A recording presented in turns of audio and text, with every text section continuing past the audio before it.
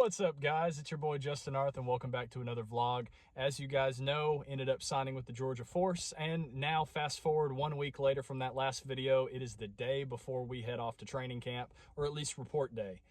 So it was very, very sketchy at first. Not sketchy. Sketchy's a bad word, but I wasn't getting information at first. But we ended up getting information, and so we got report date at a hotel over at 3 p.m. tomorrow. So I'm going to go to church, do all my normal stuff. But just got done training with Ambrose down in Peachtree City, and that's why I look maybe a little sunburnt, whatever. We're finally home now. Went and picked up some nice Chipotle as a nice post-training meal. Obviously picked up stuff for the family too. I'm not eating all of that, trust me. But with that being said, I'm going to go ahead and take you guys through training camp, very similar to how I did with the Carolina Cobras. But let me just go ahead and detail to you my goals, my personal goals for training camp. Obviously, number one, make the team. Number two, obviously, I had been told that I'm not the starter coming in. I'm a local guy coming in to compete for the backup job. So my goal is to make the team, make sure I secure the number 2 spot, and travel to all of the games. We're a travel squad now. We have no home games, but every game will still be on NFL Network. And so I'm going to go in with every single intention of winning the job by the end of the year. And that's my number 3, win the job by the end of the year. I've got personal goals of throwing for 4 touchdowns a game. So 10 games, that'd be 40 touchdowns. 250 yards, 300 yards would be the ideal. But 250 yards a game in the arena game is very good. So with that being said, I just want to go in, learn the offense, learn the playbook, make the team, and continue to develop from there. I have had the Saskatchewan Roughriders reach out. That's why I need this film to get there, get into camp there. And then I will be missing 1 game with the Georgia Force because I do have a private NFL workout coming up in San Diego with my guys over at Grid Camps in May. And obviously I'll do a vlog and stuff for that, which I actually haven't done before. I've been to NFL workouts from them for like 3 or 4 different times and haven't vlogged it. So I'm going to vlog it, especially because I'll be out seeing Tom when I'm out there, seeing my other buddies from San Diego, Team San Diego, all that kind of stuff. But I will say it is time for camp. It's time to get locked in. I mean, you already know I'm grinding as hard as possible, but it's a great situation to go in, learn, continue to grind, continue to fight, and in reality, allow God to take this situation and mold it and make it to whatever he has for it. So me making the team here is solely on him. Obviously, I got to do my part and work hard and study and do everything that I will be doing. Obviously, you know I'm going to do that. But it's in God's hands, and I know God can work through long shots. God can work miracles through anybody in any situation. So my full trust and faith is in God to provide that for me. But with that being said, let's get inside. All right, guys, it is now the day that we report to camp. I went out and bought a nice little composition notebook to turn into the new notebook playbook that I'm going to be taking. We obviously have first meetings here at 3 p.m. or at least report day. I would assume we'll have meetings and trying to figure out what practice schedule and everything else looks like after that, because I'm still kind of going into it blind, even though it's the day we report. Really about an hour before we report. But that being said, got to get this stuff in the bag, bringing something very light. We have not been told if we have to stay at the team hotel, so I'm not bringing anything to stay because I only live 45 minutes away from the hotel. But let's get this stuff packed and get on, and I'll see what I can record, see what I can, and I'll make a video out of it somehow. But anyway, let's get it. Let's go.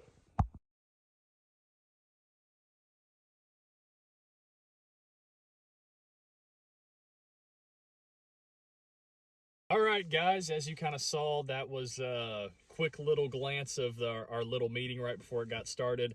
So we don't have all of the team here yet. About 4 or 5 guys couldn't make it today, so we had about 17 or so here. And obviously, I'm the only quarterback here right now. I know we got another quarterback coming, like I've mentioned before, but it is going to be a very adverse situation, and it's a great opportunity to continue to grow, learn, and fight for something, right? So Coach Rockamore was definitely talking about how, hey, we don't post a lot on social media. We don't post our roster. We're kind of going in under the radar because nobody knows what we're doing. And we're a travel team now, so everything that we're doing is on the road. Like, we're not playing home games, and camp's very late compared to other teams. So we're going to be put in this very adverse situation, which is great for the development of guys like me and all the guys on the team.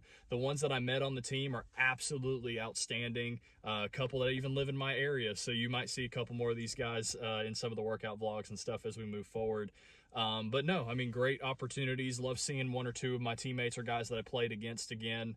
But we start tomorrow with conditioning tests and a little bit of a practice outside of that on the northwest side of Atlanta. So it's going to be great to get out on the field, coach, do my normal day job of being a coach, making content for you guys and other stuff that I do.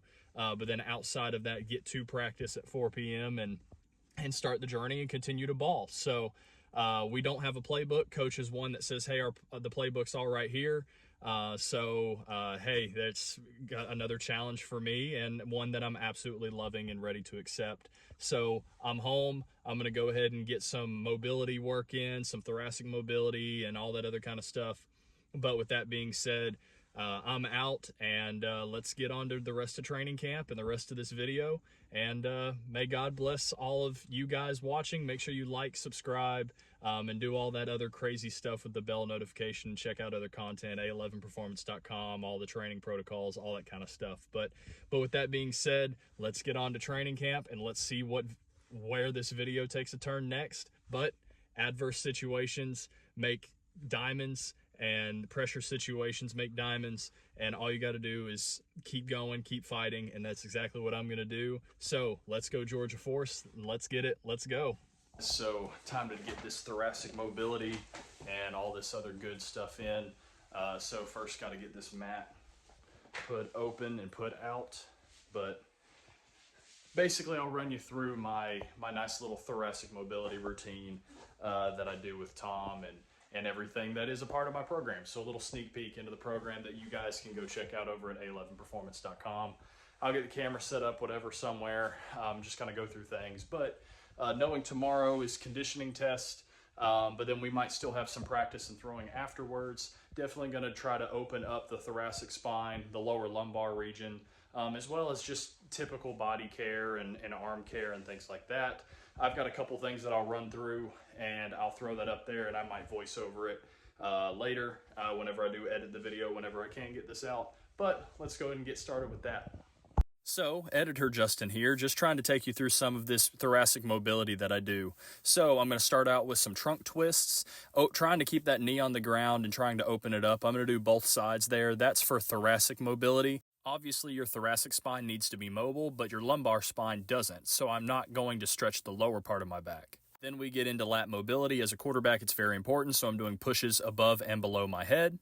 The key here is not allow your back to get off the ground, and then I'll do some 90-90 pushes. These are great only if someone does not stretch you out. Then I get into some walkouts. I do T, Ys, and Ws. This is just, again, for the shoulder and the rotator cuff. I also try to pinch my shoulder blades the entire time while doing this. Then I get into some cat-cows. Definitely good to feel your body in space and feel your spine move, open up and unlock everything in that back, which rotates for me as a quarterback. Then I get into the leg mobility stuff with the knees and the hips and everything that I need to work on there, so that whenever we're doing the running and conditioning that we're doing a lot in training camp, I'm good for it, no soft tissue injuries or anything like that. But that's just a little bit of what I do, and let me know if you want to see more over on the YouTube Shorts.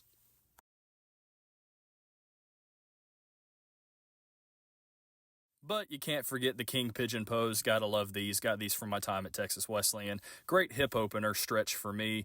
You're not necessarily supposed to stretch hips, but I like it anyway. We're back home from practice number 1. Today was just a conditioning test. So we went ahead and did the conditioning test. After we got done with the conditioning test, us and the guys went to a field and started throwing and doing stuff.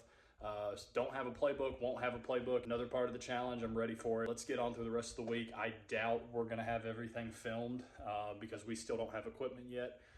We still don't have footballs yet. So it's gonna be fun. That being said, it's on to day 2 of camp, day 3, day 4, continue to stack days, continue to be the very best Justin Arth that I can be, the very best quarterback that I can be. And that's obviously more than good enough. And then obviously, because there's a massive crowd of witnesses around me, obviously continue to bring glory and honor to the name of Jesus Christ each and every day, each and every second that I get out there and do stuff.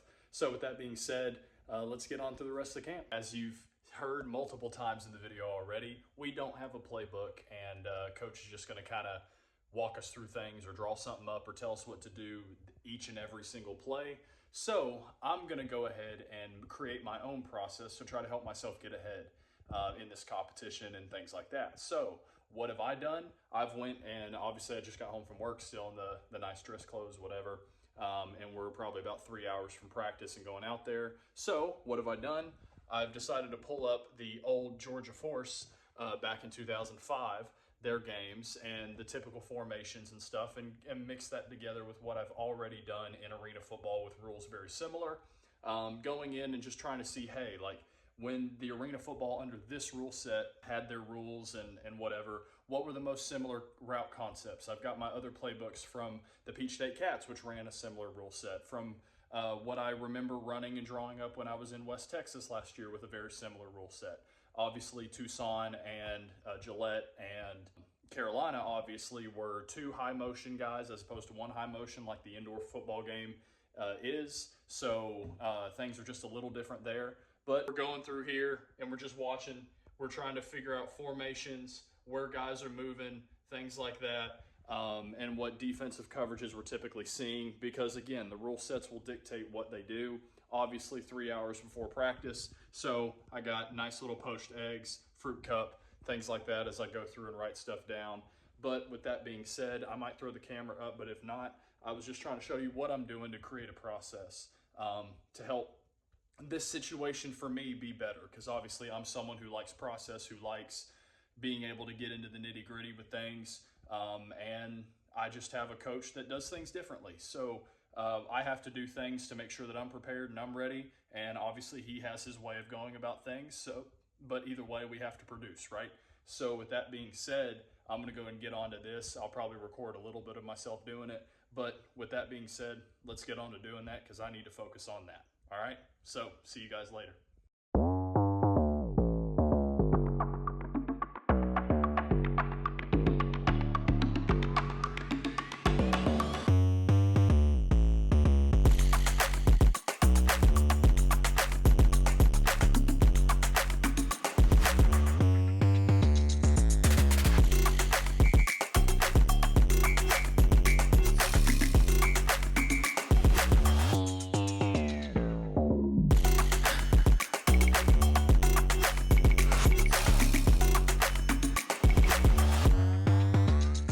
Alright guys, so we're back from the final day of training camp. I haven't recorded for the past 2 or 3 days because I just want to get into making the team and working my way up the depth chart or even winning the starting job and things like that. But we have officially arrived at the end of training camp and I have great news for you. It's not one of the end of the videos where I unfortunately get cut for whatever reason. But this time I have made the team. It is not in the capacity as of yet that I want it to be.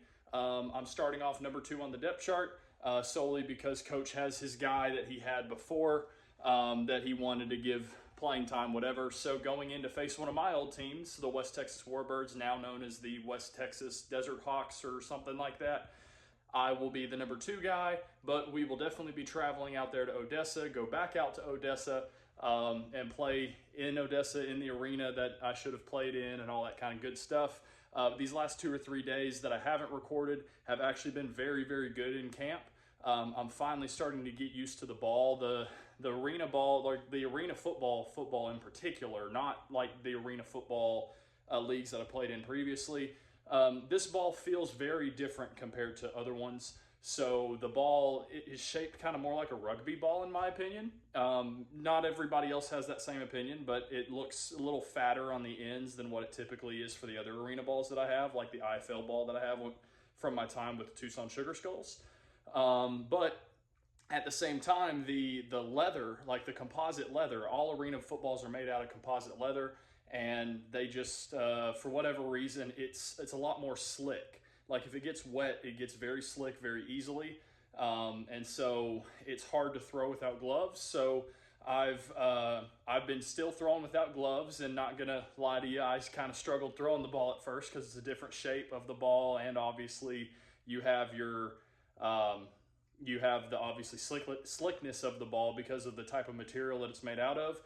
The other composite leathers, like in the IFL, the NAL with the Carolina Cobras, they, even if they got wet, they really like kept grip and things like that. So if there's one thing the league has to improve on, obviously the shape of the ball is one thing. You just got to get used to that. But I do say we could probably work on the leather composite that's used, or the composite leather that's used for the arena football, so we can make it better, have better grip, because even receivers are having trouble catching it. But that's the same throughout everybody in the entire league, so we all just got to deal with it and play with it. But with that being said, these last 2 days, I really did start to ball out, turn up. Unfortunately, we don't have any film of it. Because nothing's been filmed, nothing's being posted to social media. I'm not even sure if I'm going to get a roster photo or anything like that.